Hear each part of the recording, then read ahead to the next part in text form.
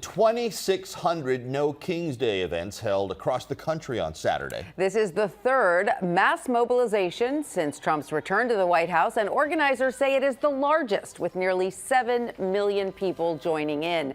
These protests come as ICE ramps up arrests in its crackdown on illegal immigration. On social media, the NYPD said more than 100,000 people across all 5 boroughs peacefully exercised their First Amendment rights, and officers made 0 protest-related arrests. Here's Eyewitness News reporter Chantee Lans. From the ground to the air, more than 100,000 protesters flood New York City streets. We are not being heard and we're not being seen.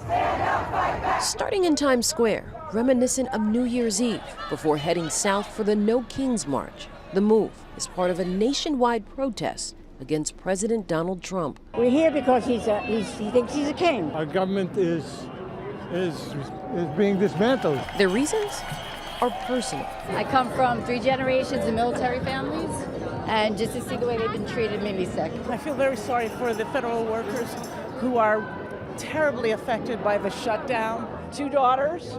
I worry about their rights. One is gay. I worry about her rights. A handful of Trump supporters as counter-protesters were captured on the Citizen App video in Queens. But back in Manhattan, Gia Giuliano's parents immigrated to the U.S. from Argentina and the Dominican Republic. It's heartbreaking, heart-wrenching, and despicable when they take the mothers away from the children. The children are screaming.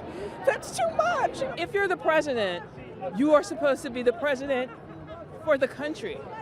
This is not what's happening. This division, the petty grievances. Another concern is women's rights. I bought this out for 10 years ago when I listened to the book, and I bought it for Halloween as a spoof, not thinking it would ever be true. And now that's what they're trying to make women in this country, handmaidens. Some of the organizers here say marching here today is great, but it's what happens afterwards that they're focused on.